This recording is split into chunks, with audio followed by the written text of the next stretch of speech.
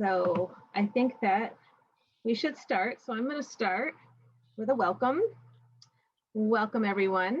I'm Kitty Ravert, and I speak on behalf of my coworkers who are also family support specialists, Katie Doyle-Bunker and Trudy Kent, that we are excited to facilitate this event tonight.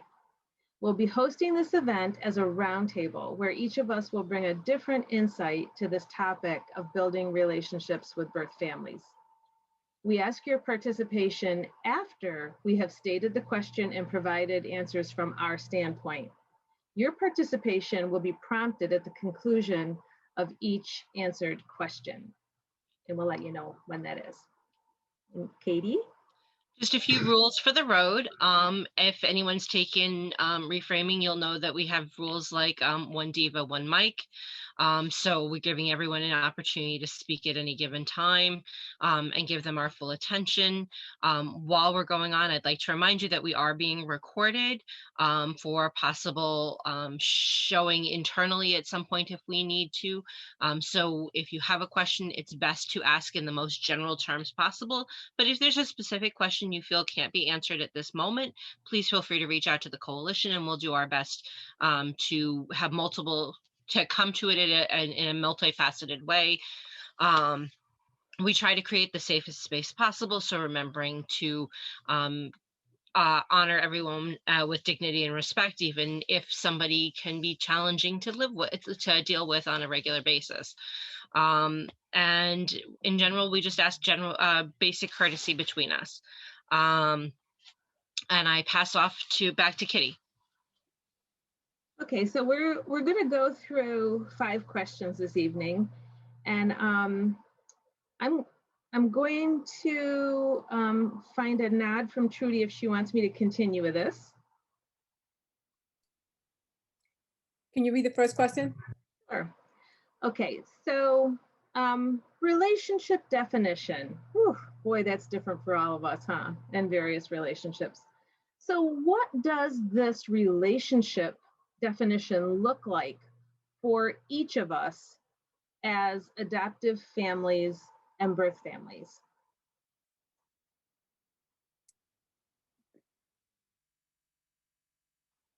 And Katie, would you like to hit off the response to that, please? Absolutely. As we know, navigating relationships is difficult, and there are very few roadmaps in the conversation. We know that it's the prevailing wisdom that has come to light in the last 10 to 15 years. We know that there's law in place that makes sure that siblings have an opportunity to be in relationship with each other, even if they can't live in the same residence with each other. But actually navigating relationships with family members can be complicated. And it takes a lot of work on everyone involved. The consensus is that if you can stay child-centered in the conversation, that will help be your guiding post as you make decisions. And I pass to Trudy. Yeah, it is. I know it can be challenging, especially for families who have more than one children that are not sibling sets, to juggle the family relationship with each child. But as Katie said, is basically if you could put it child-centered, and every family has their unique unique way of communicating and understanding that. I guess for me, having empathy with the families and understanding that it takes a village to raise a child, and that all of us can put some kind of input into that, but just understanding, they can understand that still I'm the parent in the relationship, but all of us is coming together as a village to raise this child together, and me having empathy towards the birth parents and the extended family for the child. So as each of us is responding, we're responding from a different place, and I want to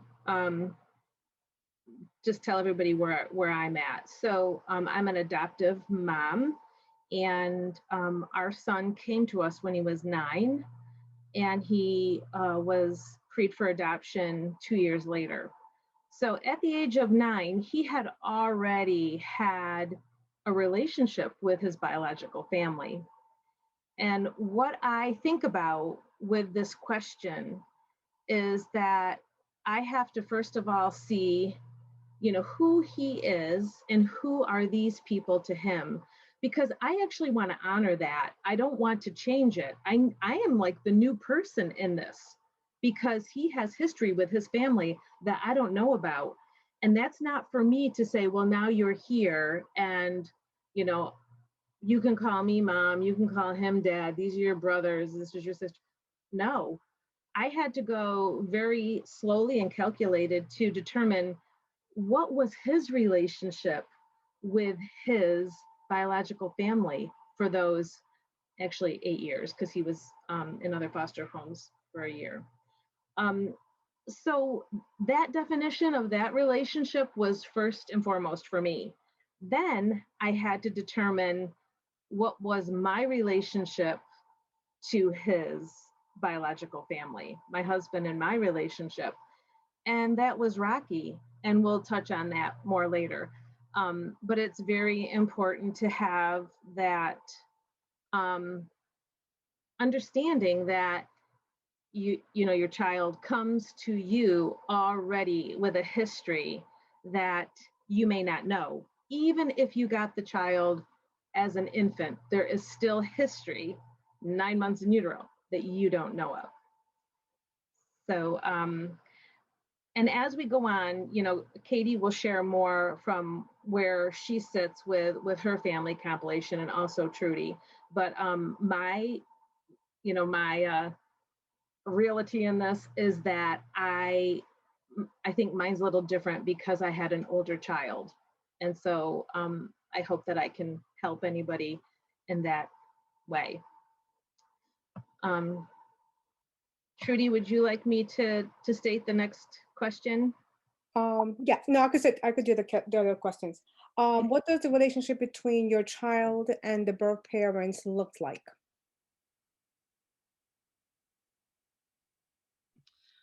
Well, I'm raising 2 children who are non-genetic siblings. So I have one child who has next to no relationship with their genetic family, and I have another child who has a robust relationship with their first family. And it is hard for the child who has next to no relationship with their family. It isn't for lack of trying or lack of support from us. It's just that is how their family has navigated the situation. We've reached out through Facebook, tried to make relationships with extended family members, and that's not an active source. For my other child, he has a relationship with his maternal grandmother. He has a relationship with his grandmother's sister and brother. He has a relationship with his maternal grandfather's brothers and sisters. He has a relationship with his mother's brothers and sisters, his father's sister. He has another sibling who was adopted before he was born, so he has a relationship with her. So it can be hard navigating all of the people and all of the relationships, and a whole lot of feelings involved in the situation. And as I said, for me, my guiding light is making sure that he is not overwhelmed or stressed. It's sometimes being his mouthpiece, because he's still a younger child, and saying, you know what, as he's taking on relationships with new people, he has expressed that he wants smaller groups of people, so he's not overwhelmed. So it's my job to go back out to the family and go, I know everybody's very enthusiastic and really excited, and I appreciate that, but he is just saying right now he needs like small groups of 2 and 3 people at a time, and then he can branch out to more people. Sometimes that's responded to enthusiastically, and sometimes less enthusiastically, but it's my job. I often say I'm kind of like his centurion. I'm kind of like the guard at the base. I'm going, nope, we're doing it his way. Everybody else needs to fall in line. But that can be hard, and I potentially take the chance of taking a lot of blame in that situation. Katie, before I answer, I just want to tell you that um, what you just stated is such a neat way to look at it as an advocate for your child. So what it does show to the birth families is that you've gone and you've had conversation and you've found out from your child what is most comfortable for them and how they want to navigate through this. So then you're their spokesperson. And I think that when that's put forth to the birth families or birth parents that way, they it's a win-win situation because it's not saying I, the mother, want to do it this way, but they're also hearing, oh, our child, their birth child, your adoptive child, this is, the way he's thinking, this is how he's processing. And if the biological family wants to take that in and glean information as to, where they stand in it, that's a wonderful thing. And if they don't, then I still think that it's really sweet that we've talked about it, and our son chooses this, and it's empowering him also. So thank you for that insight. My pleasure. I do want to say that one of the important things I find in this conversation is not using ownership language. I know who I am in this situation. I have a lot of security in who I am as the parent in this situation. I have a lot of security in my relationship that I've built with the children. But I don't use language that's exclusive when I'm talking to his birth family. So I don't say my son. The child that we all love. I frequently use that phrase, the child we all love, or Bean, which is a nickname that he prefers to be identified to in multiple ways. I will say Bean has said this is what he would like to do, but it takes me off the offense with them, and it kind of this is a unique situation. I often say there's very few written amounts in the playbook on this, although our board president Sarah Gerstenzing certainly has written a book about this, and it's a great resource tool. But a lot of it is just kind of like feeling for the light switch in the dark and trying to do what you think is the right thing to do. And what I have found is using less I'm the mom language doesn't diminish my relationship with the child, but sometimes can reset us on a more equal footing in a tenuous relationship. Yes, I hear you say that you're using really tender, engaging terms that would probably calm down, anybody who you're speaking to, because you've created, that we are who he all loves, and that's sweet. Thank you for that. Trudy, did you want to take a shot at this? So I have 3 adopted children. They're not related, and there were I had 2 from birth and 1 from 17 months. So my first child, since he was in foster care for 4.5 years, the birth family and birth mom in the beginning sort of had a relationship. It was rocky. It was not something that, I can't say we bonded, but it was definitely rocky in the beginning. And as it got later on, as we knew that the child was going to be freed for adoption, and the day that mom decided to sign her rights to sign her rights away, it was bittersweet, and it was really hard to watch mom do that. So we, among ourselves, we decided that, we was going to, since the child already had know her birth mom, she was 4.5, we decided that, something in the best interest would be the child continue to see the family, and so we make that work. So mom calls me during COVID. She calls me every month, since COVID happened, asks me how I'm doing, how the child is doing.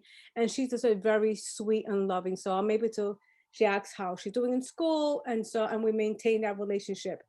I have her, she could call me at every, and I say my child sees her birth family around 3 to 4 times a year, and that's without any court order. And they give her gifts and stuff like that. So that relationship is, there's some boundaries. I go to the family's house. I have not invited them to my house. My child is 7, so I'm still waiting to see as she gets older, then, and depending on how she feels, I will then ask her if she wants her to go to graduation, school situation. But right now, she's just very comfortable going to her family's house, her birth family's house, and seeing them. She's not comfortable yet. She kind of feels, you can see that she's very tense. She's with me, but she's good. And I'm asking how she's feeling. So right now she's 7, and I'm watching, taking it, watching her and stuff like that. So everything so far is pretty well. My last child that I just adopted last year, unfortunately I can't have a relationship with his birth mom. So we have a relationship with his with the grandparents, the maternal grandparents. And that relationship, they have a relationship with the maternal grandparents, and they also have his older brother. They have his older brother, and I have a relationship with another family who has another older brother, an adopted parents with another older brother. So we meet, we talk. He's 3 right now, and he knows that he has brothers, and he knows his brothers, and we have pictures. So it's just, the second child that I have don't have any, don't I don't know of any, don't have any family at all. And so it's really right now, she doesn't really understand because she's developmental delayed. So I grieve that when she comes to understand that. But right now she doesn't really she hasn't asked any questions yet, but I know eventually she will. But it's for me, just navigating the 2 sets of families, for also, my last child is also, is biracial, and so there's different ethnic and racial, component with that too.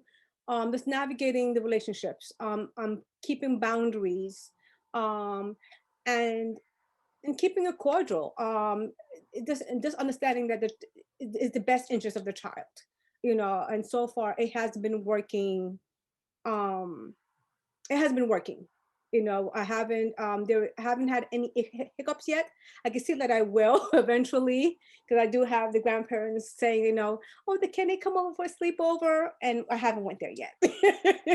I haven't spoke about what, but right now everyone is still young, but I could see where they we could do sleepovers, and right now I'm just not comfortable. So right now I haven't said no, I can't, we're not going to do this. I just smile. Just smiling. Yeah, so but kids are still pretty young, able to navigate, and so at this point that's where I'm at with with the relationships with the 2 kids that I have. Wow, Trudy, you have a lot of different relationships that you're juggling there. And I love that, you hear those questions and you're not off put, but you're just smiling like, you need to take that into your I call it my strategy room, where nobody has to hear me say, why would they even ask? Nobody needs to hear that. We just need to work through that and come back out. Right. And I think that I had we did a workshop several years ago, with an adoptive lawyer, and basically the understanding is what she said. It's like she said, once the parent's rights has been terminated, or there is a judgment, even though if we have a good relationship with the parents, we still cannot allow, there was a judgment against, there's a judgment. So if I'm allowing, which had happened, she talked about incident where both adoptive parents and birth parent had a good relationship, but the person allowed the child to sleep over and to spend time, and something happened. And then now the adoptive parents had, a CPS case, and so those are the things that when I had that discussion with my, because I'm going to have that discussion one day, I'm going to have that discussion that, there are certain things I'm not allowed to do. I can't do at this point because it's because of what happened in court. It would be, we could come, we could meet at the park, we could do a lot of different things we could do, but sleepovers right now. And as the child gets older, and when the child is able to 18 and can make a judgment, then yes, the child could, say they could go over, and but at this point, once a child's a minor, I can't do a sleepover. But I haven't had that come. I know I need to one eventually. They're going to be asking, but at this point, they're still young, but I could see where that's going to be something that I'm going to be having to. And I was going to put it on the courts. It has nothing to do with me. This is something that I put it all on the legal system. And what could, not something that I don't want to do, but this is what legally, that's what could happen if anything happens, and we don't want that to happen.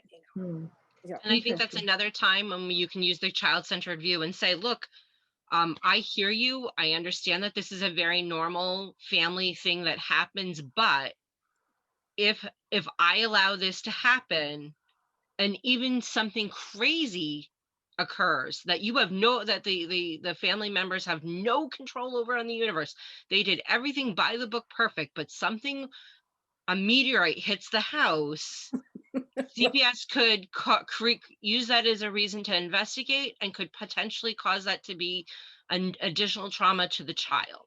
And I appreciate your point of view, but I have to and I've said this, I blame the big bad DSS for lots of great stuff. And I've said similar things at similar times. I'd love to allow this under normal circumstances. I get it. I don't want to hurt anybody's feelings.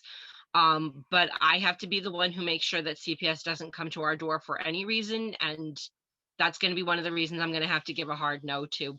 I'm really sorry. I'd love to. What else can I offer you? Can they come and have movie night and be in pajamas, and I'll come get them at 8:30? But I got to do what I have to do as the big bad Centaurian.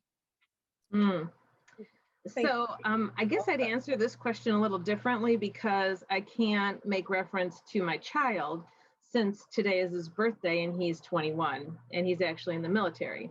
So what his relationship with his birth family looks like is, I think it is sweet. I have had thoughts and plans in my mind for a long time that someday I believed he would have an education, and he would actually have a college degree, and he'd have a job, and he'd have his own money, and he'd have a car, and someday he would go to his mom's house and pick her up in his car and take her out for dinner and pay for her dinner. And now this thought that I had originated from a time when I saw that he was very much influenced by her, that he was trying to share with her what he was going through and she couldn't hear it. So I did want at some point for him to be able to be confident and be courageous and brave and strong in light of fostering that relationship with his birth mother. Not gonna say that I haven't had my nerve-shattering type of, oh my gosh, what does that mean? Before he left for the military, she had purchased a storage unit for him. And I was thinking, oh, does she want him to move out of our house and put everything in that storage unit? And, this was just in my mind. And I started to think, oh no, what is life going to look like when he no longer has to choose this as his house? what if he moves into an apartment? I am totally at her level where I have to ask permission to spend time with him. Where when he's in my house, I can go up at any time and knock on his door or holler, you know, hey, come here, I need you. So I've come to that, you know, intersection in the road where I am not going to be able to have um, the ability to have the freedom to have him in my life on my terms. He, this is a whole new thing. So now that we've had the full relationship talk questions, this is where we pause and we ask you participants to either type your question in the chat box or unmute and ask your questions.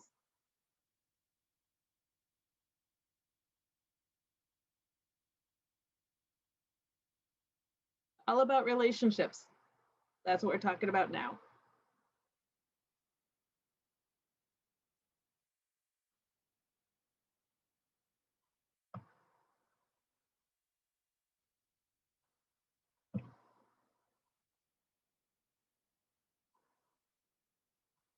Okay. I don't see that anybody is posting anything. I did want to say one more thing about relationships, and that's that when, oh wait, somebody's going to ask something. How do you handle when your child was taken out of home due to horrific abuse? The Donaldson Institute actually answered this for us at a conference 2 years ago. So I'm going to go back to their wisdom on the conversation. We're not saying that every child can have a relationship with their biological parents. Sometimes that's just not possible, especially under those circumstances. Nobody's suggesting that a child who's been traumatized, again, child-centered, you don't want to re-traumatize a child who's survived something awful. We are suggesting that in many cases, if they can't be in relationship with their mom and dad, they might, even if their grandparents aren't someone they can be in contact with, there may be someone in the family who that child can be in contact with. And that sense of connection and belonging someplace in the universe may be helpful to them. And especially when you are the parent of young children, you're there to help navigate the situation. You have to use your common sense. When my children are currently 11 and 9, from the time that they were very small children, I taught them to, I came up with a phrase, because again, when you are a foster parent in your county, there is a chance that you will run into family members, friends, someone who knows your child on the street that you do not know, that they may rush out of a car to come hug your child, and you do not know who this person is that you are protecting, that you have been put in charge of, and now someone is charging them. So you have to be able to kind of, it's so nice to meet you. I'm Kate. It's nice. How do you know this child? But I've also taught my children two things. They each respond to a nickname that is not their given name. So that when I'm in public, I don't turn around and say their first name for the whole world to hear. For my son, it's the name Bean. For my daughter, it's the name Gracie. But those aren't their actual names, but they know when I'm talking to them in a public place. And the other is that I have a phrase that I say. Wherever we are, we've practiced it all over the place, and my children have learned that when they come running for that response, that there's always a positive. So much so that when my oldest was a first grader in Boy Scouts, his entire den learned that if Mrs. Bunker said that phrase, if you came running, she would give you M&Ms. Again, I'm teaching you something that in the event of an emergency, if we are someplace and someone who is not a safe person is near you, and I call out that phrase like roll thunder roll, and you know at that moment your head comes up and you're looking for mom for the next direction, because you know that you might get ice cream, you might get M&Ms. Sometimes you're just told we have to get into the car and we have to go now. That's going to help our situation to get someone to a safe place. At one point, my child was having dinner with someone who I hoped was going to be a safe person. but didn't know if they were going to be a safe person. And I had a safety plan with my spouse. Because if you have a plan and you don't need it, you're fine. If you don't have a plan and then you need it, it's a problem. I didn't know what was going to happen with this person. I called the restaurant we were going to ahead of time and said, hey, this is what's happening. If I need to get this child out quickly, is there somebody who can help me get the child out safely? I picked a very big, busy mall in our area because I knew that if I could get out, then I could safely get them to the movie theater, and we could get lost in a movie for 2 hours while my husband dealt with the situation. He's kind of a big guy. Many people don't choose to mess with him. I said to my child, I'm like, you know what? If something crazy happened like in the movies and water came out of a pipe and I said, it's the wild, wild west, and I said, come with me now, you would do that, right? So I set up that this could be a silly thing, again, like that pace playfulness, knowing that I had a plan and a plan with my spouse. You know, if things go south, I'm going to take him to the movies. I've got cash to pay for the movie right this second. No stopping with credit cards or anything else. I'll text you what movie we're in. We'll lay low for the duration of the movie, and then we'll meet you at a place that's safe. I needed none of this. The visit went well. The child was happy. The person we dealt with was fine. But I had a plan in case things went south, and we were able to try to navigate something that could have been complicated.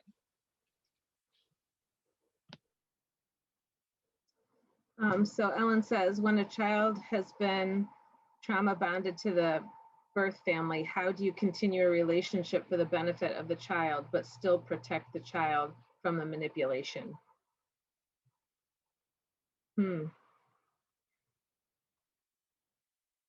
I don't, I can't answer that personally because although there was trauma bondedness, it wasn't, it was something that my son was able to see at his age. So, well, I like what Katie had said before, where as the gatekeeper, you're still able to protect the child. I guess I would want to know, what is the communication like? Is it with calls? Is it in person? Are you there? Are you part of it? How old's the child? How long has the child been away from the birth family?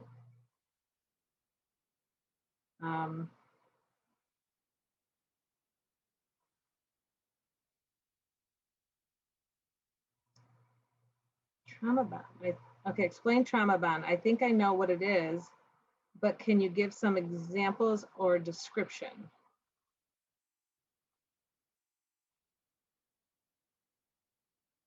I mean, I take it as just as it sounds, like there is a bonding that has happened between the child and this other person. Is somebody answering it? Oh, here's Ellen's answering it. Yes, okay. And whoops. In-person solo visits. Oh, she's giving more information. Okay, so Ellen, can you explain what trauma bond is? She did. She's an unhealthy bond. Okay.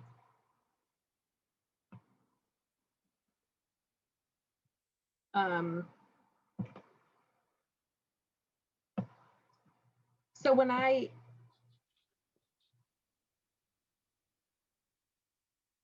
had a foster child who had a trauma bond with a uncle. It was not even a relative. And this uncle liked to make bird houses with this child. And when we had the child kept referring to the uncle and needing to go make a birdhouse. And we asked DSS more about that. And they ended up saying, well, that's exactly why he's not in that home anymore.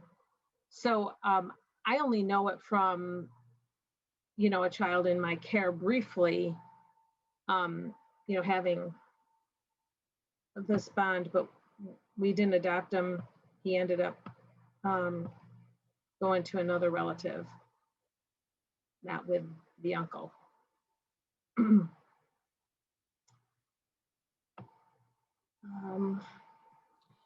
I think there's a lot of things in play in that conversation. You know, we talked about the trauma bonding. Certainly I can think of at least one teenager who was adopted, and the birth family obviously knew the birth family, and was knew her own birth family because she was adopted at a later time. And they would say things like, well, you know, if you want the dolls you had as a child, you're going to have a relation. You're going to have to come see us to get the dolls that you wanted as a child. To reaffirm like that, we can still pull your strings kind of relationship. I believe a large part of it is good mental health coordination, and a lot of work with open communication in the family, and talking to kids from a very young age about life experiences without necessarily labeling or blaming. You know, there are a lot of children who've come into care because they had a family that had drugs or alcohol. And we know as parents that we have to start having those conversations with our kids really from the age that they can understand little things at a little age, like they put stuff in their body, there was unhealthy choices, they couldn't make good choices that helped you. And that's how you needed somebody else who was going to be able to help you. It's those kind of conversations again, too. Like, I hear that when so-and-so says that, how does that make you feel? Do you want to talk about it? Here's what I know about that situation, so that you can not steer the conversation, but at least give a well-rounded picture of what happened. Whenever possible, I think it's important to say, and in some situations you don't have a choice. There can be a post-adoptive agreement that says X, and you need to live up to that. But also, if that's not your case, you can say, you know what, I can support you in relationship, but a relationship right now looks like we're all going out as a family. So if you want to see little Johnny, then the whole family is coming with you to go apple picking to see little Johnny, so that I know, I'm aware of what you said. And if I have to, I can correct the situation. Sometimes, and some things you don't have to correct, but you can deal with later. But it can be there can be some really choppy waters in those conversations. And again, sometimes you can't have the safest conversation. I think Zoom is amazing for that. For someone you can't be in a physical room with right this second, but your child wants to have a connection with, you can set up a Zoom. You can set up a drop situation for where you get a letter, either a PO box. I personally have a child who has a relative who sends things to me at my office. I have a weird last name, Doyle-Bunker. You Google me, you can find me, at least professionally. So I said, great, send it to me at the office. I'll make sure they get it. And in my particular position, that works just fine. But we've told adoptive families before, you know, if you need to have a safe place to have something sent, have it sent to the office, and we'll have them send it to the office, and we'll send it to you personally. So there's that gap that keeps the child safe, but still allows you to build some kind of relationship. And the idea of navigating a relationship where the child goes by themselves, that's a lot of hard work. That's a lot of communication with the child, and trying to gather data without seeming like the Inquisition while you're doing it, because you don't want to put them on the in a position where they have to choose loyalties. And unfortunately, that sometimes happens in a situation, whether it's intentful, the child is put in a position where it's like, well, it's either us or it's them. Either you keep the secret or you don't keep that secret. It also goes back to how you parent in general. Like, I'm not going to keep a secret.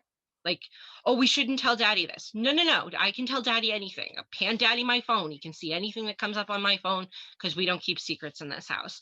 But that's an intentional then choice across the board in your home that sets up a situation where you can tell me anything, and a response that doesn't come back with, that doesn't come back with angry or upset or like or coming up with they're a jerk or why would they say that, but okay, I'm so glad you trusted me with that. I'm glad that we could have this conversation. Thanks for giving me that to deal with, creating a safe space for them to communicate with you.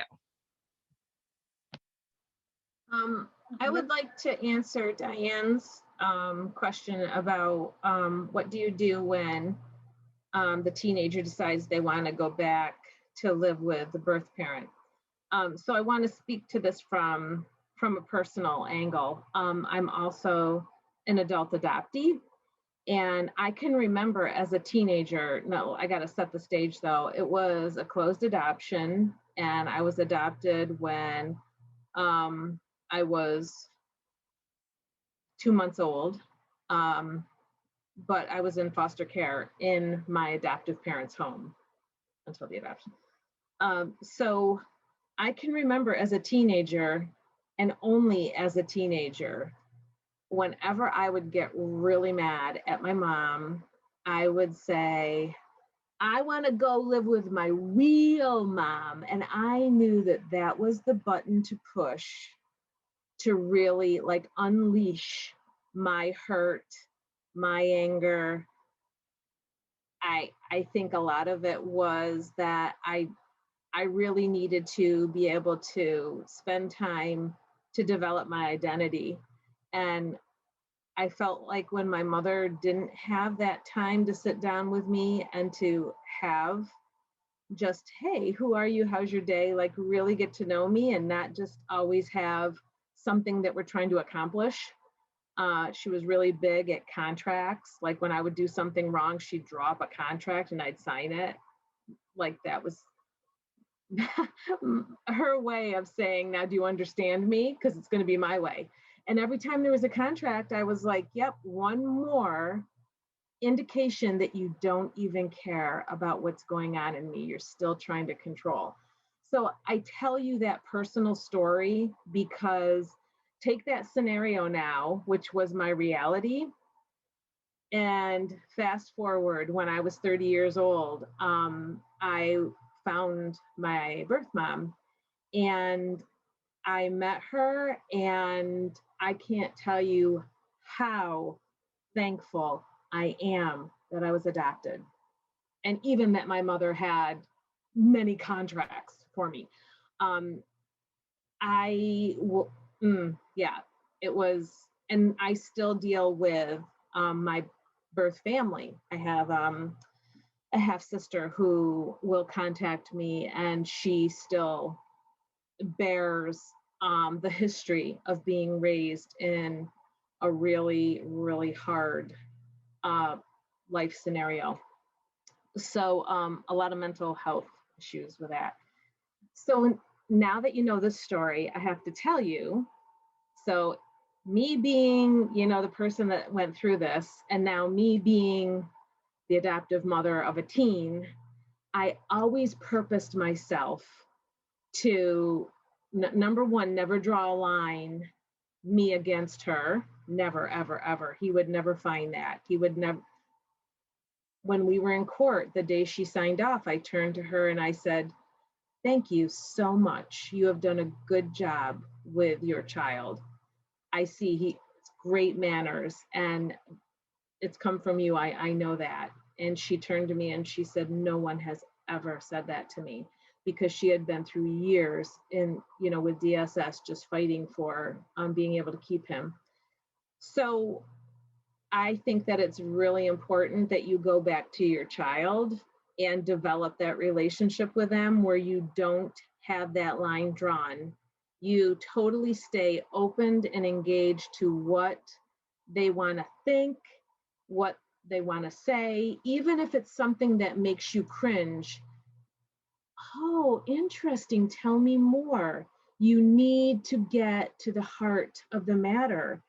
And then when you have as much, as is going to be given to you at that point, then I say go to your strategy room, which is where you de-escalate, you get in a mindful place, you come up with a strategy, you talk to somebody else about processing this.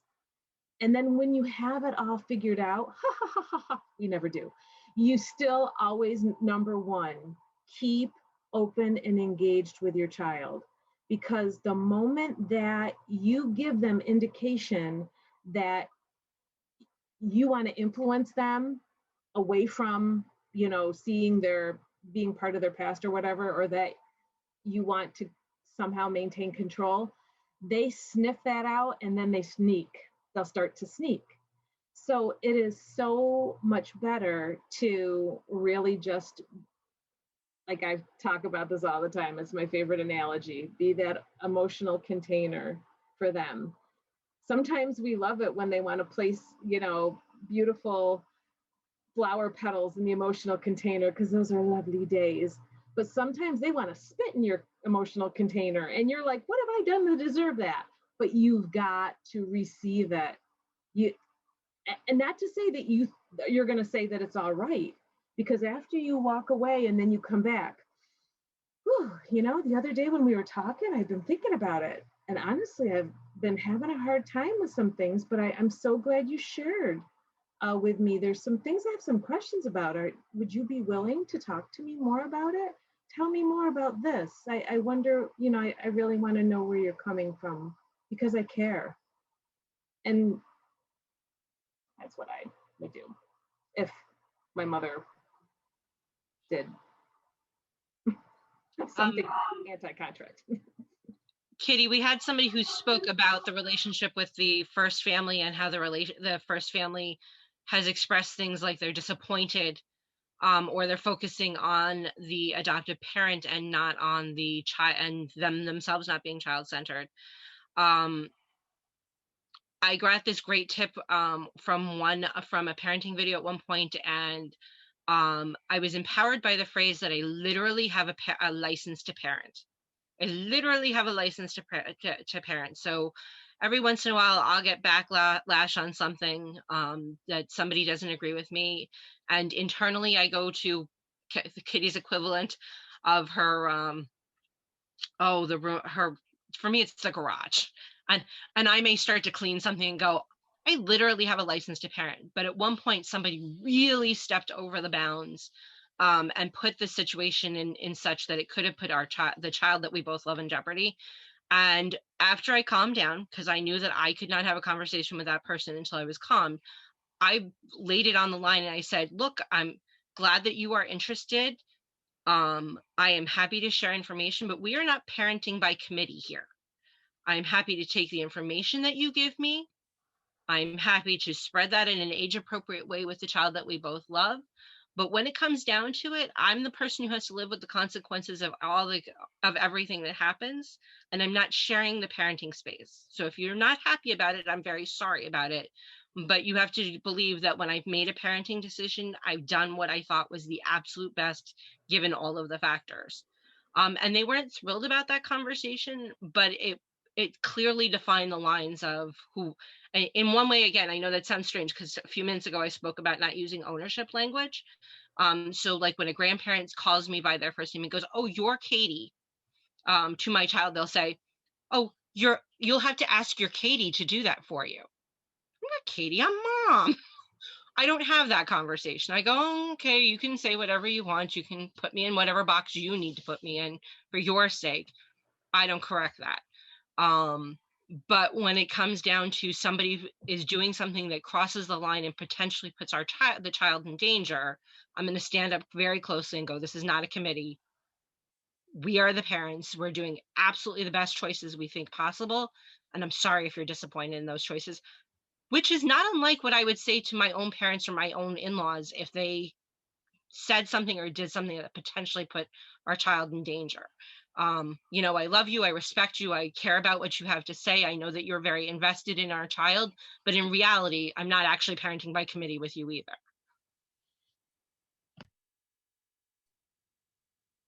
We have a next question. How does a adoptive parent arrange for mediation supervision relationship? Say if the birth parent is on maybe unstable. If I'm correct, doesn't CASA able to do can the courts or CASA comes in and do supervised visits for adoptive parents? Am I correct? Yeah. I know they've done it when I've had foster children. I don't know, I haven't utilized that when an adoption has occurred. I'm assuming that from what I heard, I'm assuming that the courts could give us, because I know when I was in a situation that I had to, it was just, they were deciding that I would have to pay to get, if I wanted visitation, if I didn't feel safe and I wanted visitation, there's an agency and the court should have a list of places, and I think CASA was one of them, at least in my county, that did supervision after the child is adopted, but it had to be paid. Guess how many hours and you go there. So that's something that you could always ask the courts to find out what in your county they have, because the courts should have that. There is always some place that, and you may have to pay out of pocket for that, and depending on the hours. And does it say that there is, so I know that when we've done supervised and mediated visits, we started at the library, and that was we needed the walls moved in a little bit more. That was just too vast, because the parents would say, let's go over and look at this. And then I just felt like all I was doing was like walking around, lurking the whole time. So we had found a parent resource center that was a big gymnasium, but there was, like you saw that there were 3 doors, and you knew you could see everything. And I didn't have to be hovering, but I, was kind of there. I liked it because there did come a time at the end of the visit where I would go over and say, so, it's 3 o'clock. How did you all do? And there was a few times that the parent actually said to me, how long has, the child been able to do riding toys? I didn't know that they could do riding toys now. And I'm like, oh yeah, that just started last week. And so I personally enjoyed that, because I did feel that it helped me gauge where the parent was as far as wanting to know more about the child, and that they were aware that there were changes. But that, yeah, and that birth family was unstable, but when 2 people came at the same time, it was really bad. But when it was one or the other, it was good. So I started to, and I would never do this again, because it's crazy, but I would do one visit with this person, one visit with that person, and it was with each once a week. It was a lot for me, but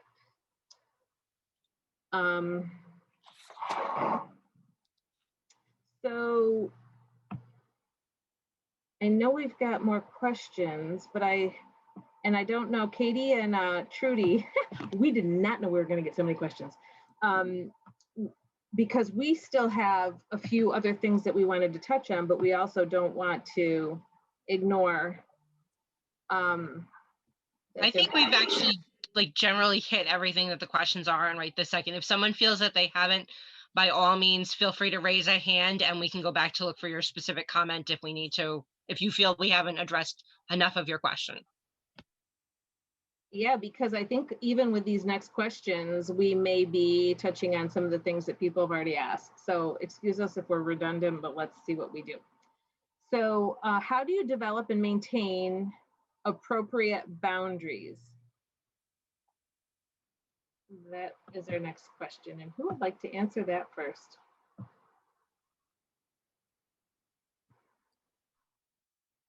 Did I jump to the last question? No, I didn't. Okay. You guys might want to answer it first because mine is totally flipped. My answer is like, I don't know who I'm speaking to. Do you want me to tell you? In so many ways, I think it's a lot like defining. I tell people on the outside who aren't familiar with it, it's a lot like being divorced from people I didn't actually pick to marry. So it's kind of like having a relationship with in-laws after a divorce, and everybody's a little bit on eggshells with each other. That being said, I like to remember that that just like in a divorce, my children love these people. And frankly, I've got a soft spot for anybody who likes my kids. So that's part of it. The other part is just really being very clear about what I think my child needs at any given time. So if they need the security of having me around, it's saying I'm going to be here for this.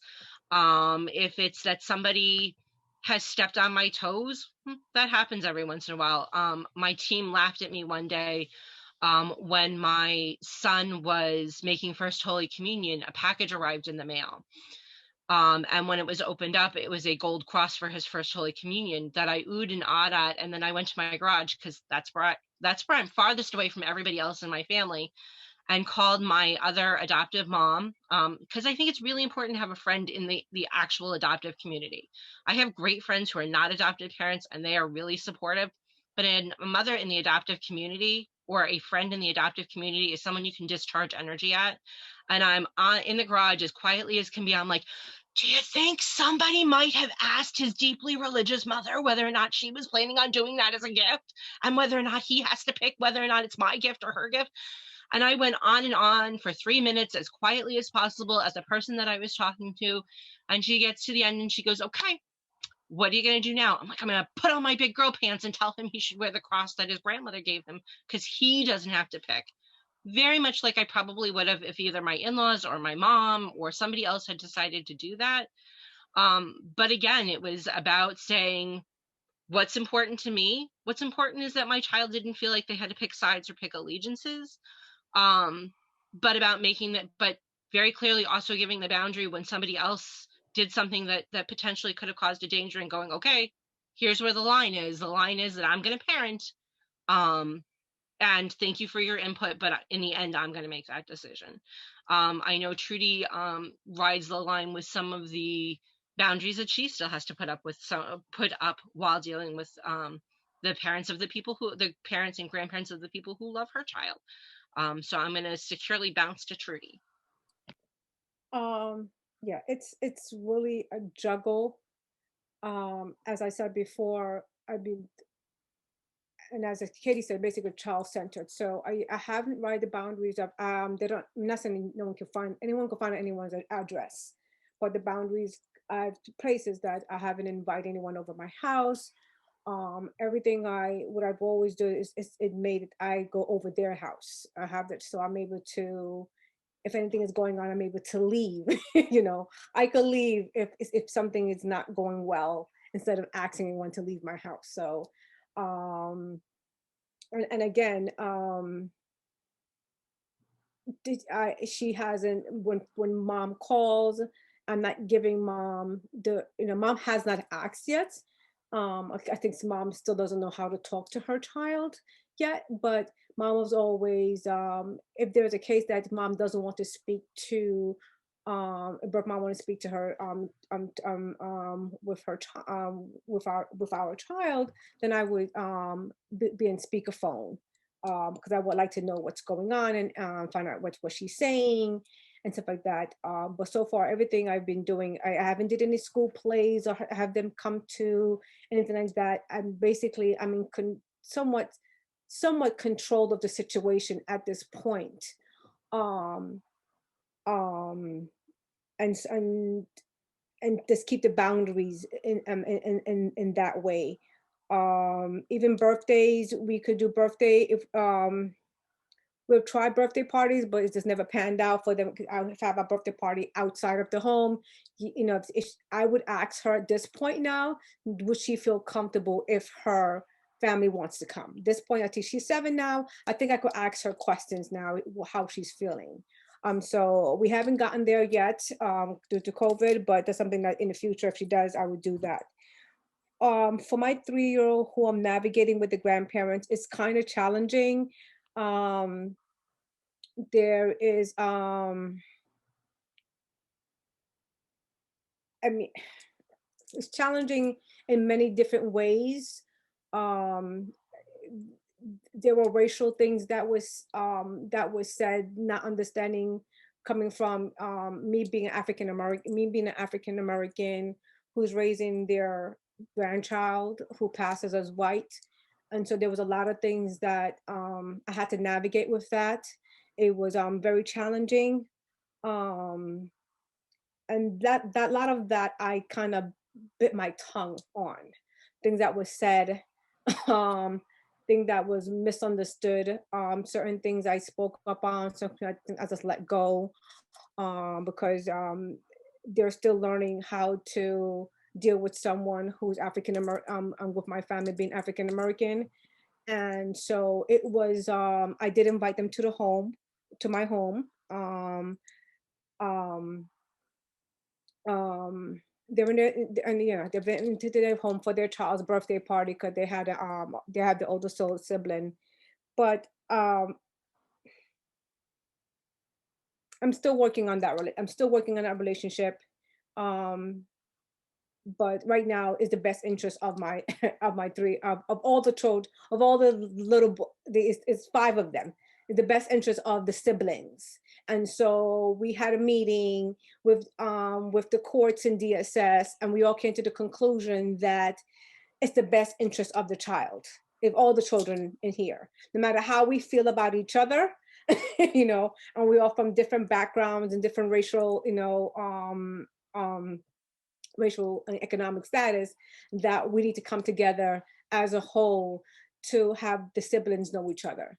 And that took months and months to get to, but we got there and we came to the conclusion. And right now we're talking about, we're doing photos, we're doing, I mean, he's 3, he's not going to go on the phone and have the conversation, but it's in a way that, you know, is in the best interest of all 5 kids at this point. But it's the boundaries is, and there would be things that going to be, I'm going to have to set boundaries as time goes by. They're still young. I know they're going to be still things that I'm going to have to probably reach out to my coworker and go, what do you think? You know, but at this point, it's just, you know, it's all about how you feeling. What do you think? What's the best for your home and for your child? Yeah, I hear that. It's personalized. And Trudy, I just love to hear you process things, because I think it is so important that you stand in this is my reality, but yet something is yet to come. And that's really cool how you process that. I've been hearing that as a theme through the evening. And I like it. So this question, like I said, is flipped for me. I'm the one that has to practice boundaries. From the birth mom, biological mom. So I am at a point where I need to be mindful that my adoptive son's mother doesn't want to respond to my invitations to talk, and I need to respect her boundaries. So it used to be really easy to keep in touch with her when my son did not have a cell phone, when he was totally dependent upon our landline or my cell phone, and I arranged the visits and the activities with his biological family. Those were the good old days because I got to talk to his mother. And then when he got his own phone, there was no need for her to call me. I did not need to be in her life. And my son has been dating a girl for a few years now. And I'm now really thinking, whoa, someday there's going to be a wedding. So I did say to my son, so what happens when there's a wedding? How's that going to work? And he said, there's going to be 2 weddings. There's going to be one for my birth family and one for you guys. And that broke my heart to think, wait, you're going to exclude me from the memory of what happens with your family? I want to know. And he's like, oh, Mom, you don't understand. It just isn't going to work. It's And I ask myself, is that his way of keeping us separate because it's maybe too much to combine us? Maybe that's his way of having control over it. Maybe he's thinking of things that could happen that probably won't. So I said to him, please tell your mom I will be glad to sit wherever she wants me to sit as long as I'm in that room to witness your wedding. She can be the mother of the groom, but let's all do this together. And he's like, yeah, no. So I have a different scenario going on. His mother was very, very hurt, and rightfully so. DSS had, they usually have the news there for the adoption day ceremony, but it's usually little kids, and usually they won't interview little kids. So when my son was adopted, he was interviewed, and that went on the evening news. And his mother was, it was just, heartbreaking that she, went through that. And she had shared with me that she was not able to go out to the grocery store or show her face in our little town after that because she was so embarrassed that it was televised that she lost her son. So, that's where I'm at with boundaries. Anybody have any questions in regards to boundaries? And if you talk, we like that, because it's hard for me to figure out what we've answered and what we haven't. So feel free to unmic if you want to ask a question.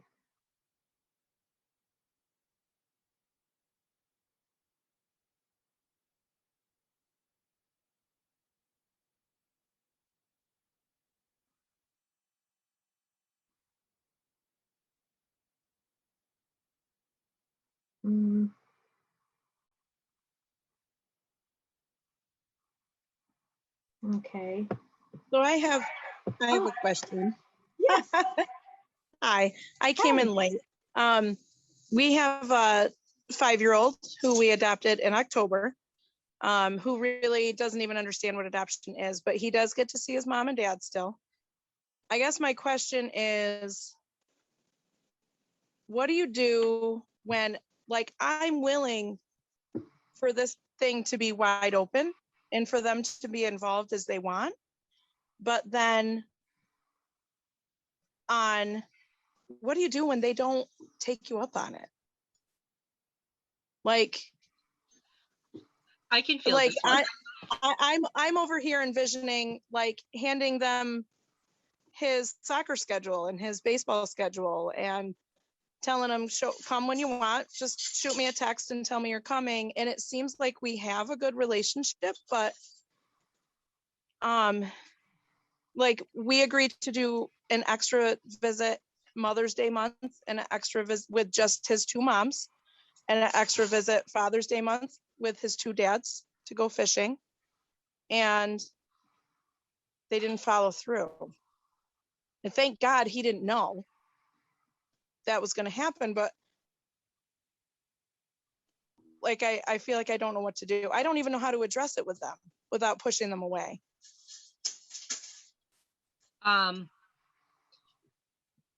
I got a call one day from my child's grandmother who said to me, how do you know so-and-so? And I said, oh, well, that's my oldest friend from 2nd grade. I grew up with him. How do you know them? And she said to me, well, I work for them sometimes. I'm like, oh, did you tell them that the child because she's like, I said, how did you find out we knew each other? She said, because your photo is on their refrigerator. I said, oh, did you tell them that how Bean is related to you in this situation? She's like, no, I wasn't comfortable doing that. I'm like, well, I will leave that ball in your court, and you can, at any time you decide, you can tell them. It didn't come up until 5 years later when they were at my youngest, when both of them were at my youngest first communion. And they're like, oh, how do you know each other?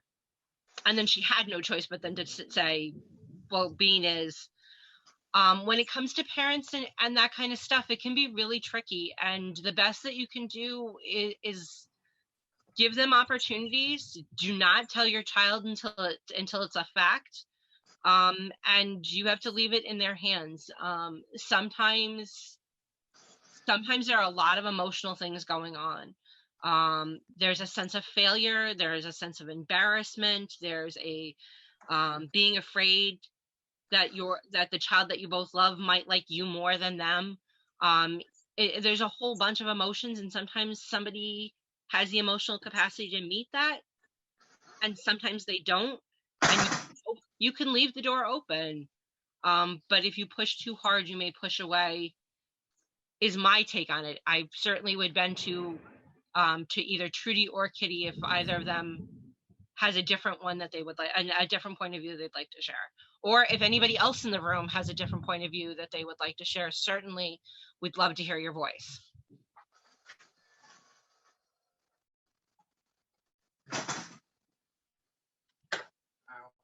So that makes sense to me, like maybe just being in an emotional place that I can't be with them, and I don't understand. It's not that I want to understand, but I'm not there with them. So I don't know it personally, and not being able to carry that, and knowing that their emotional resources are not as high as maybe mine are. And that's part of why we're in this situation, right? So what do I do then? Do I just not mention the May and June thing that were supposed to happen and didn't? Or like, what do I do with it? I feel like it's going to be this big fat elephant sitting in the room. He's supposed to have another visit this month whenever they reach out. How old is the child? 5. And he doesn't know. It was planned without him, because he's not knowing until the day of, when they confirm.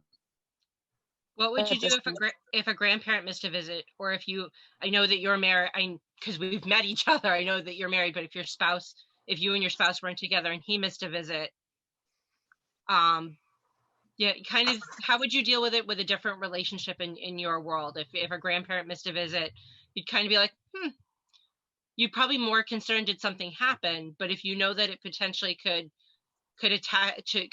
affect the relationship, you have to think of whether or not how you would go about it then. So maybe I just say something like, hey, remember those things that we had planned to do? You just let me know when you're ready to do them and we'll do them. Like that. And just leave the ball in their court completely. Like, acknowledge the thing that was missed and just kind of say, I'm willing still. If you want to do that, you just let me know what days and times work for you, and we'll. I can understand where that sounds very reasonable, and that sounds like a great solution that you've come up with of saying, if at some point you want to go on that fishing trip, just let me know and we can make a plan. Like, maybe it was my bad that May and June are too hard. Maybe. I guess I need to let go of knowing the reason why. I don't need to know why. There's a lot of things we wind up letting go of. It's hard because as people, our critical thinking skills, as I like to say, our Nancy Drew skills, I want to know why. How did we get from here to here? And sometimes we don't have that. Sometimes we just don't have that. But certainly, I think think Kitty was trying to jump in, and I'll step out so Kitty can jump in. Well, the thought of why actually messed with me in creating roadblocks. So when I dismissed the why and thought, okay, it just isn't working for them. And then I also have embraced, do not be in fear of time. So sometimes I feel like we are so schedule oriented, or we think, oh, they're this age, we need to be able to provide them this, and and there's this opportunity to do this. And we think about these ideas and we want to like stick them on the calendar. And I just started to think, do not be in fear of time. Just because I think of it doesn't mean it has to happen. And I think that it's twofold. That number one, there's another saying that my friend and I have, and it's called, don't buy a ticket to that show. Meaning it's not really for us to have to figure out. It's like, well, it was put out there. They heard it. I know they can hear. And, I'm not going to buy a ticket to the show of the what ifs or that I have to work overtime. So I'm just going to, not be in fear of time right now. And maybe there'll be an opportunity to present itself when we're together, but I'm not going to overwork it.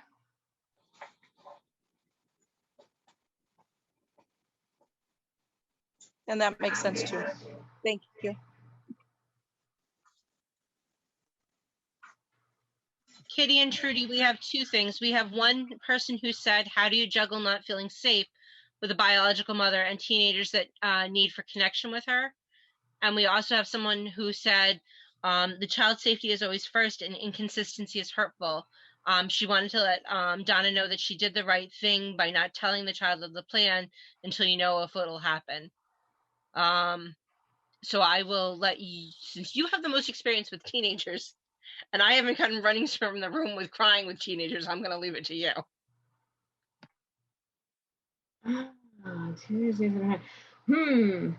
Okay. This is, I feel bad because it's almost like I've said this so many times, and this has helped me. Help your teenager to develop their narrative. What is real and true to them? And, sit there and, okay, so there's within this book called The Science of Parenting Adopted Children, Chapter 10, it's all about helping your child develop their narrative. And I think that would be the ground laid in a safe, understanding way before there's ever steps into the unknown. So find out what is known with your child so that they can give them something that they can have control of, that they can be real positive with. I think that my mom is blah, blah, blah. Or I remember, like they might have implicit memories and it could be real or not. And it's not for us to judge. It's for us to just gain great insight from listening to them. If they want to tell you a huge story that you know not 1 ounce of it is true, we're not going to say that to them. We're going to let them dump that out as if they are an author writing, a story. Don't we usually buy books a lot that like are made up? Well, if that is the way your child is coping with where they've come from, I'm not saying to let that be the be all end all. Once again, it's you gathering information. You've been invited into their heart. So sweet and so endearing to know what they're thinking. And also great that you're not judging, that they can say it and they can look at you like, okay, I said it, what's going to happen? And you go, oh, draw a picture of that or write that down, or how do you want to express that on paper? Like, what do you want to do? So that would be, I would say, would be the preview to any real talk about true connection with a biological parent. find out where they are and what their expectations are and what their memories are and what they're thinking. Because a lot of that may end up being you going back to them and saying, so I've been thinking. And that's really cool when somebody thinks about you and wants to know more about you. And it saves you a little bit from stepping into that unsafe place.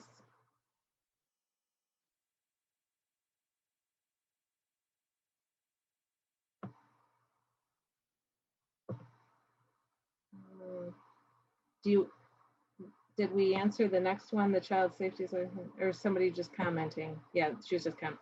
Thank you, Jillian. I the comments are really great too. Remembering that, because Anna was also remembering that birth families also have a significant amount of trauma. You know, they have trauma, they have shame, they have guilt. So there's a lot going on there, especially when they don't, they're missing. I guess in the beginning when I was started this out, I had a lot of judgment, and as I got to understand and learn more, and understanding, having empathy, understanding that there's guilt and shame and trauma with the birth parents, so if they miss a visit, don't want to come, it's not about, they're bad people or they're a bad person. It's just that, there's a lot going on there. We don't never know why, things are going on. And just to, I guess, I'm using this word, having that, giving them that grace, as Donna was, giving them that grace to say something, they may not feel comfortable going fishing, it could be anything, whatever that is, you could say, if you want to go to the zoo or whatever you want to go, let me know. I mean, just having that grace with them, because there's a lot. I can't even imagine, I remember being in court with the birth parents, birth family, and a mom, and the judge was asking her, "Are you sure?" And tears are just coming down her eyes, and I'm just like, "Oh my!" She still loves her daughter, but just to say, just to give the rights up, it was just like this. Oh my gosh, it's crazy, and so that taught me a lot. As much as I wanted to adopt this child, I saw the other side of a mom having to give up this child that she loved, that she knew that she couldn't take care of. And so, if she does miss a visit, or if she doesn't call, or whatever that may be, she doesn't want to, later on in life, if she doesn't feel comfortable going to a graduation or whatever that may be, I know how it feels when I sit with her during Christmas, and I'm sitting there, and my daughter kept on saying, she's like, "Mommy," and I cringed because I'm watching the birth mom there, and she's sitting there with her head down, and she didn't look up, and my little girl was like, "Mommy, look at this," and mommy there, I'm just like, and I know I'm mommy, but I just looked over to her and just saw how she was just like, she couldn't give me eye contact. She was just talking from, below, and I'm just like, that has to be hard. That has to be hard to give birth to this beautiful baby and knowing that she's calling somebody else's mommy, and, and I'm like, and I'm trying to make conversation. I'm like, well, tell mama, because I call her, we decided to get a name. Tell mama something, how you doing in school. I'm coaching the conversation, and which is so hard. Look at the time, I was like, this is taking so long. My child was on giving one answer, "I'm doing well." It's like, so now I'm taking out my phone now, and I'm just like, okay, look at her. No, look at what she does in ballet class, and look at what she, so to make her feel as if she, I just wanted to be, I don't know, I guess, to be included in knowing what is happening with this child, I don't know. So that's my experience on Christmas. It was the most, I was like, it was like 2 hours felt like it was, I felt like I was there for 10 hours. It was like a long drawing icon, it was long, but and I mean, just hanging, as everyone just hang in there, just hang in there. And yeah, and I wouldn't tell your son anything until the day, until it's, I think when you get there, I learned that when you get there and you see them or see what's happening, then go, yeah, surprise. Because I've learned to do that. I don't say anything until I'm like, okay, she's there. Okay. That's your surprise, and that's it. I wouldn't even say anything until then, but they're working on their own. They're working on their own stuff and their own shame and guilt and all the other stuff that led their child, into your care, so it's a lot. It's a pound. It's a layers and layers and layers of stuff. Now the child is being adopted. Now the child is calling you mommy. Now the child has another father. And I'm saying there's so much going on. Good points, Trudy. Let's look at our next question.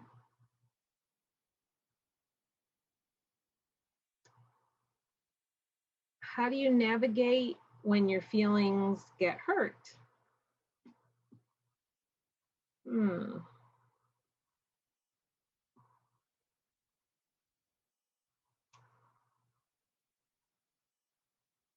Katie, do you want to take this? Yeah, it's going to happen. It's absolutely going to happen. In any time we're in relationship with somebody, there is the potential that somebody is going to hurt your feelings, be it your in-laws, your spouse, and in this case, it can be members of your child's first family. There are moments when your parenting will be usurped or questioned. There are moments when you will be reminded that they are the biological family. And there are moments when you will be kind of othered in the situation. And in some ways you have to kind of dig in from your own stuff and go and know that you are grounded and rooted in a relationship with that person. And that you don't need permission from family members to be part of that child's life. So there are a lot of times you wind up in a lot of ways. Sometimes there are times for the sake of your child and the sake of their happiness, you kind of step back and go, okay, I'm not going to make an issue of this because this will take a moment of joy away from my child. And I don't need to take a moment of joy away from my child.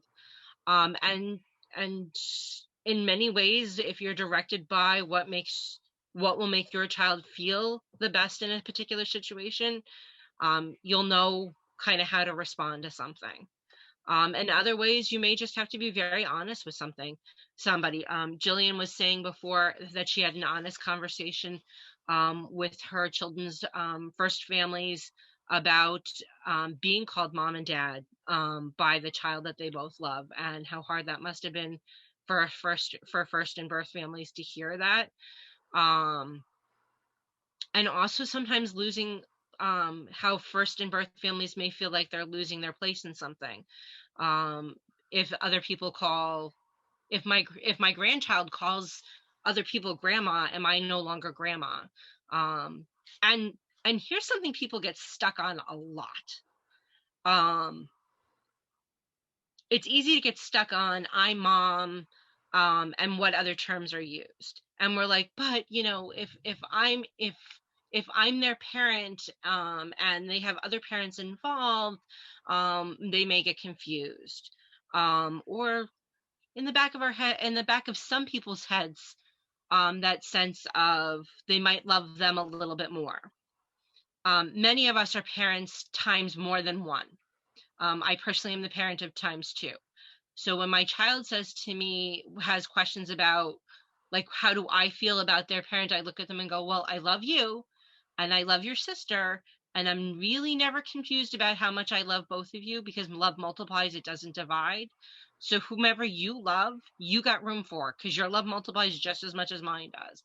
And giving them that permission to love somebody else, and giving them that something that they're in relationship with, to that ratio, is very helpful for them. Like, you can clearly see I love you. You can clearly see I love your sister. you frequently tell me which one of you think I love more at any one given moment. But they can rationalize that. So there are going to be times people get their feelings hurt. Again, the day that my son got a gift that I had every intention, that my entire family had a conversation about 6 months earlier. Okay, this one's going to give the cross, and this one's going to give the Bible, and this one's going to give the Holy Spirit medal. The miraculous medal. And somebody came in and threw a monkey wrench in that plan. Could have been a reason for me to get very upset. And if my mother-in-law did it, I might have even said something. But this was that person there, my child's grandmother's way of saying, I count, I'm here, I see you, I respect the fact that you're doing this. Even though they're not Catholic, they respected the fact that he was having this moment in his life, this milestone in his life. So that's how I personally deal with when someone steps on my toes. But certainly Trudy and Kitty, I'm sure, have a different point of view as well.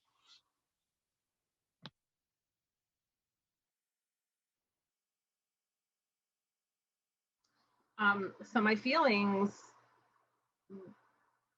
were hurt, but I don't think it was intentional. It just happened. My son's girlfriend is very much accepted by his birth family. So there's a lot of times that, she'll come over and she'll be like, oh, we're going out to, and I'll be like, so that's the extent. I just feel like, oh, left out. What about me? Why can't I be a part of this? Yeah.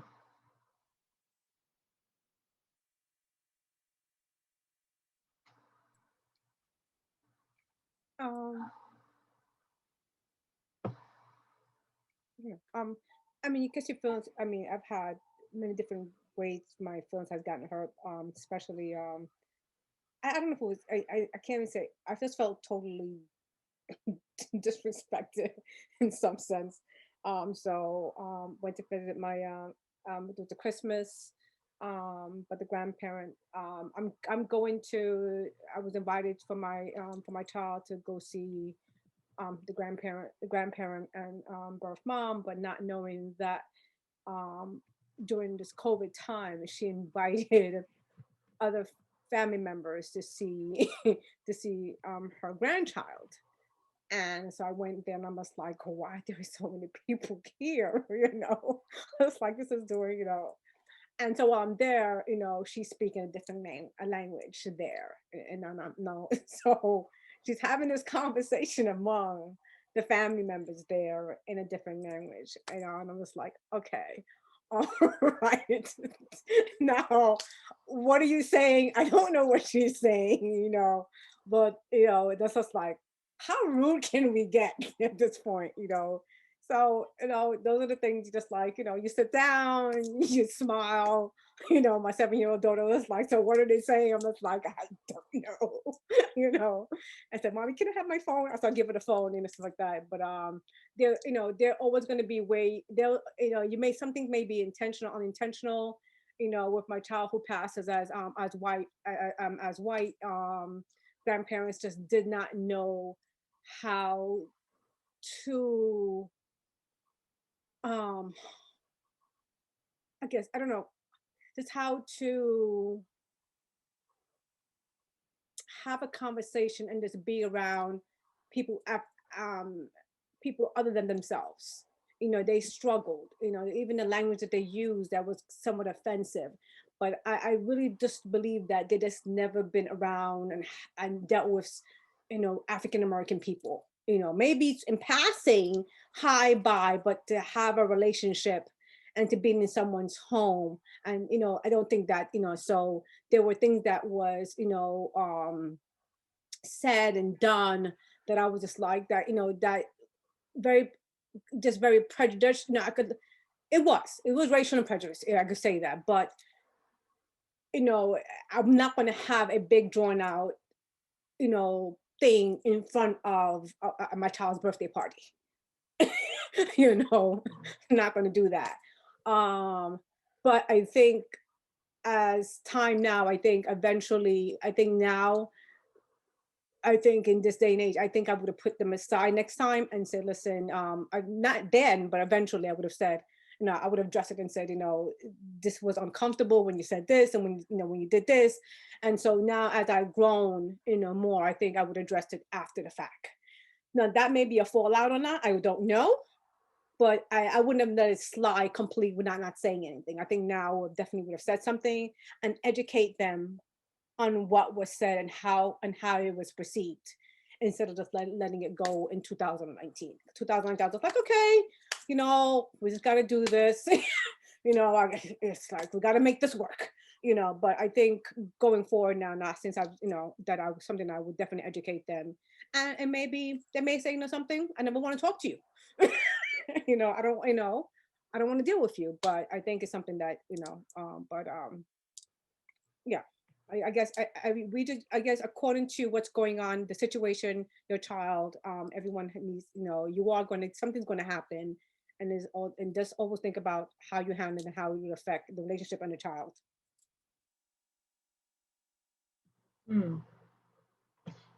So I was listening to something today in preparation for our work Monday meeting that we do, the Nuggets of Knowledge.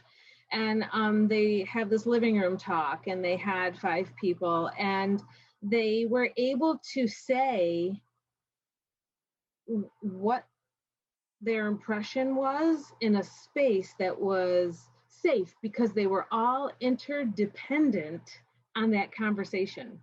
And this one guy said, it was so nice to know that I could say something, and that just because somebody's going to respond to it doesn't mean that they're talking against me. It's that they want to be part of it, part of the conversation to work it out. So Trudy, I think it's really cool that you then again went back to the strategy room of, I have got to tell them. I mean, that's almost like not sharing who you are. And I love the way you want to say it, that it made you feel uncomfortable, because how, it's not that they did it on purpose. I really think that they are not aware that you say things that are, off the grid, that you shouldn't. So, that's neat to be able to know that there's still an open door, that you can go back and say that, so that you can be comfortable and that they can be more aware, especially if that's what, their biological grandchild is living, this is the family that he's in. So do we have any questions in regards to that? I see we have a statement in the book, My Fairy Godmother.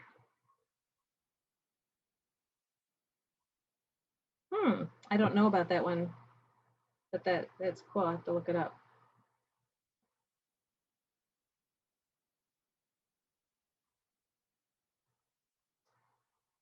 Okay, so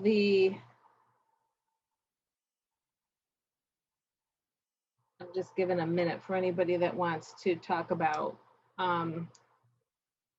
if you've had your feelings hurt and how to process through that. And that, anybody?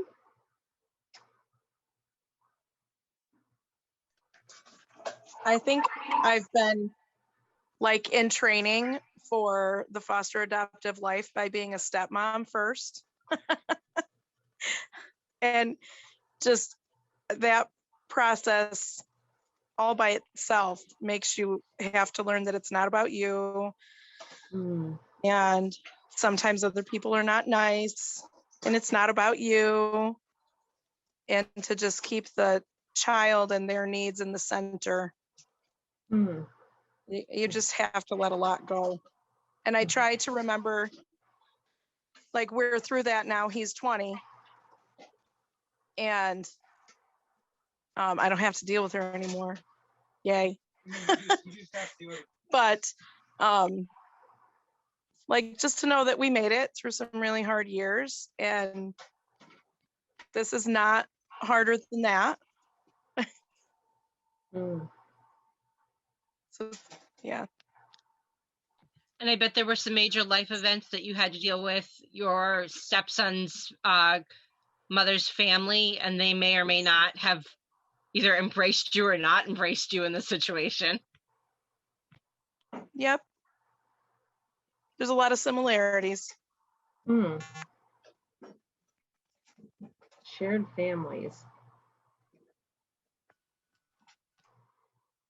I wanted to take a quick break this is a commercial.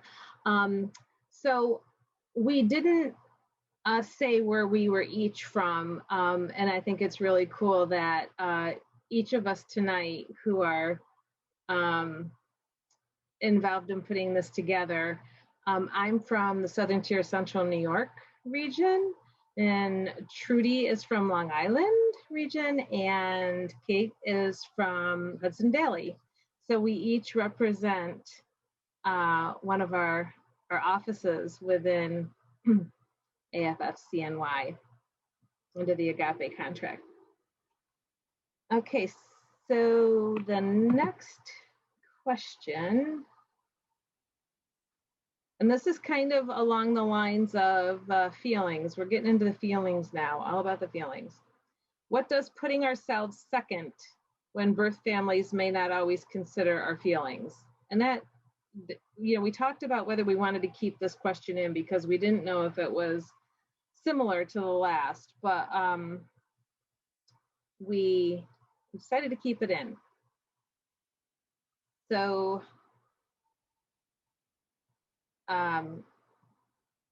Trudy or Kate, who wants to take it first?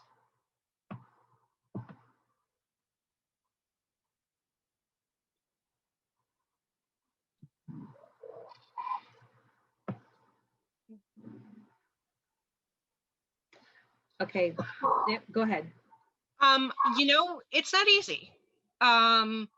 We all walk around in our kind of our bubble of stuff, and we feel that when we're in our own families that we are treasured members of them, or at least I really sincerely hope that each of you feels like you're a treasured member of your own home, and the people who live there, and to know that when you go out in the world as your own home team, that when you encounter people that your people love, that you are sometimes not treated with that compassion, love, understanding, that same rule that if I'm respectful of you because my child loves you, it would be nice if you were respectful of me because your child loves me.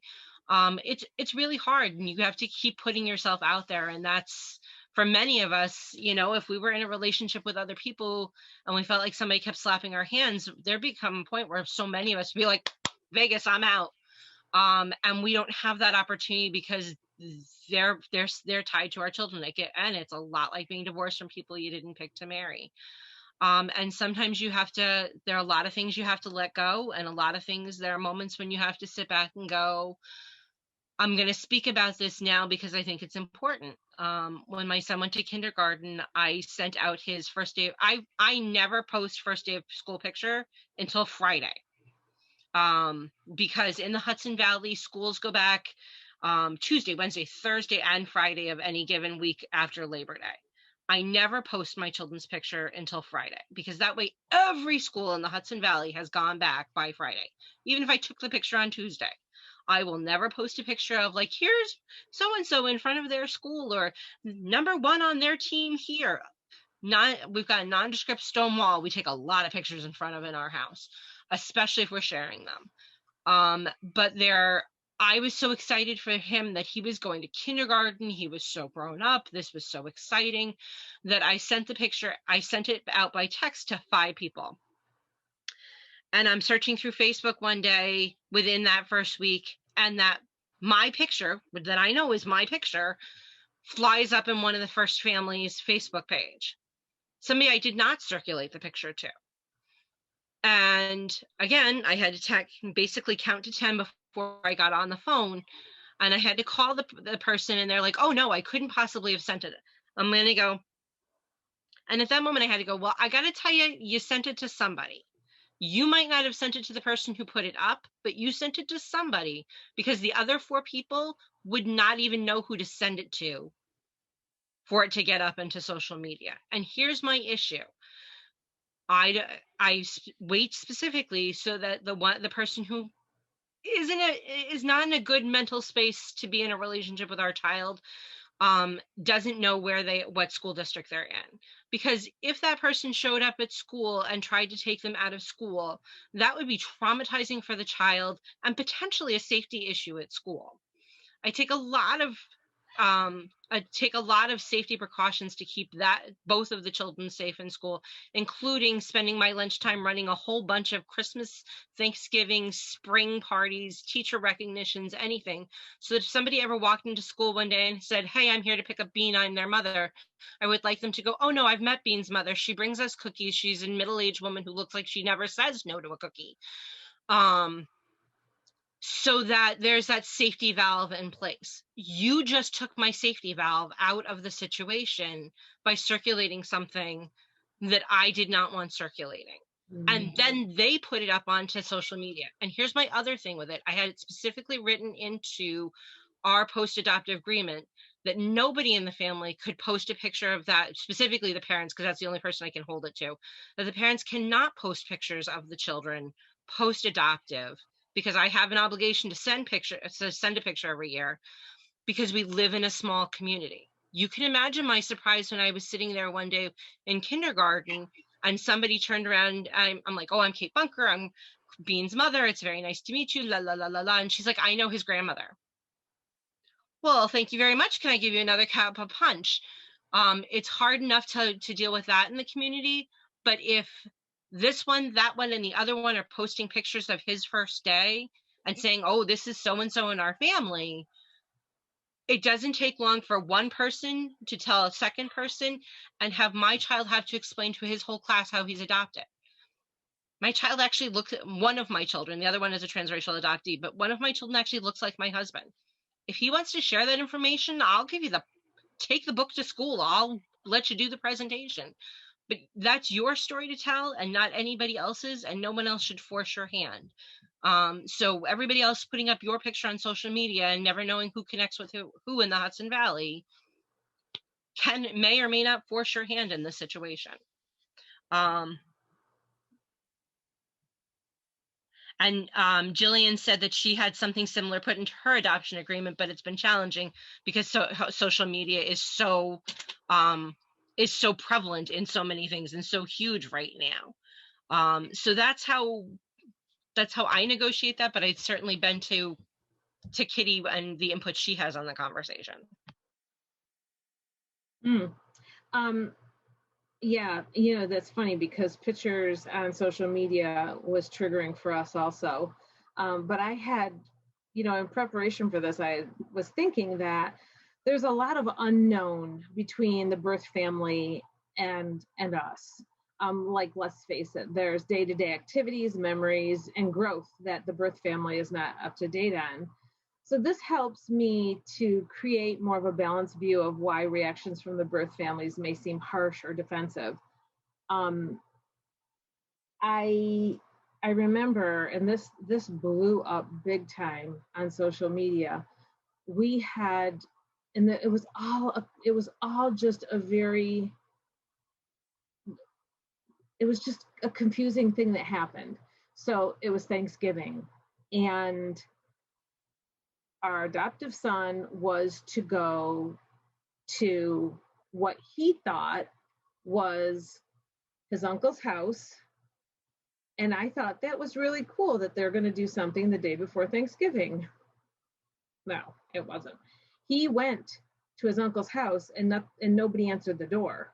So, we sat out in the car and nobody answered the door. He got in the car and we said, okay, well, the next day we go to my brother's, we take a family picture, we post it at that moment. Oh my goodness. He was supposed to be at his birth family's Thanksgiving Day. He got confused and we never knew otherwise because we had our time the same time. I just our family remained silent, although we were the catalyst to post the picture. But we weren't thinking we were doing something like, you know, let war begin. We didn't know that. So that's where I come from with my observation, that us day to day, me putting something on the schedule and our son looking at that, he has that integration every moment with what's going on in our house. What's going on with his birth family is far reaching. It's a chore. It's hard for them to, you know, have him with them. So yeah, I can see that's hard, but I don't want to diminish at all what Kate was saying, because she'd been working hard to be able to establish her place at school, and so people knew she was, you know, the mom. And then also that there was already a contract, there was something in writing, there was an understanding. So actually, I think your what you just shared with us falls under both of the questions, and that it's hurtful when you state something and you think there's an understanding, and then somebody just throws it out the window. I'm sorry you went through that. Guys, I'm looking at the time. We're at 8:56. Ooh. Ooh. What to do? The next one is, oh, we probably don't want to, that's a whole other training.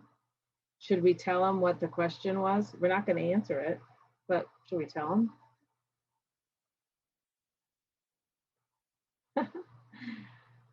So yeah, this is, You want to read it out? Do you want to say it? Yeah, go ahead. So how do we step into the system and work productivity within? Yeah. In the system. Within the relationship between both. Yeah. Yeah. That's pretty heavy, deep, and real.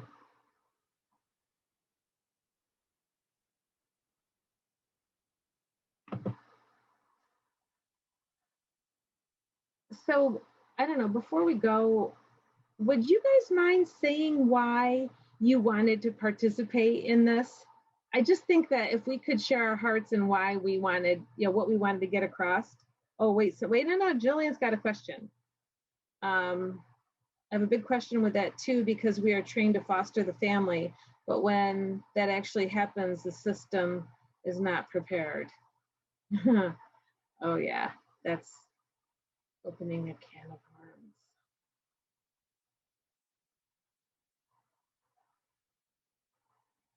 Yeah. Jillian, if you, yeah, not a question. Okay, good. But no, you can talk. It's okay. So Trudy, why did you want to be a part of this with Kate and I?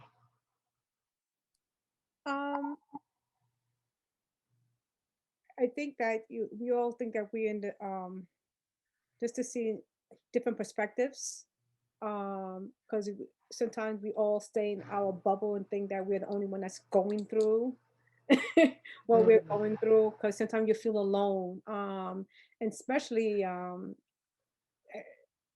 the foster care system, you know, you don't want to say certain things and say, and then you don't, sometimes you don't, the social workers don't always understand, because again, you're supposed to, you know, work with the birth parent. So there's a lot of things that goes on that, you know, you want to say, you just feel alone. So just to be with you know, my coworkers, and just listening to their perspective and how they navigate different things, it's a learning process. And you don't, sometimes you don't feel alone. You're like, oh, I never thought about doing this. So just doing this with you guys, you know, it was very helpful, and realize that, you know, we're not alone in this day-to-day stuff that we go through to navigating birth, but navigating the birth family, because it is something that it's hard. Something that, you know, listening to looking at the questions today was like, you know, we could sit here for hours asking questions and navigating it. So to me, it was a learning experience for me. Mm-hmm. Kate? I think that there is some really outdated information about adoption in the world. I will never forget when our daughter was little and someone said to me, "Are you going to tell her she's adopted?" And I looked at them and go, "She's Black. I think she's going to figure it out. Her parents are white. She's pretty much going to figure it out." I think until you are in the thick of it, nobody tells you exactly how to navigate this. So if we don't have open conversations between us, how can we influence each other or support each other or cheer each other on and tell them, "Way to go. I'm so glad that that's how you picked," or, "Yeah, that totally stinks. You have every right in the world to feel awful. What are you going to do about it now?"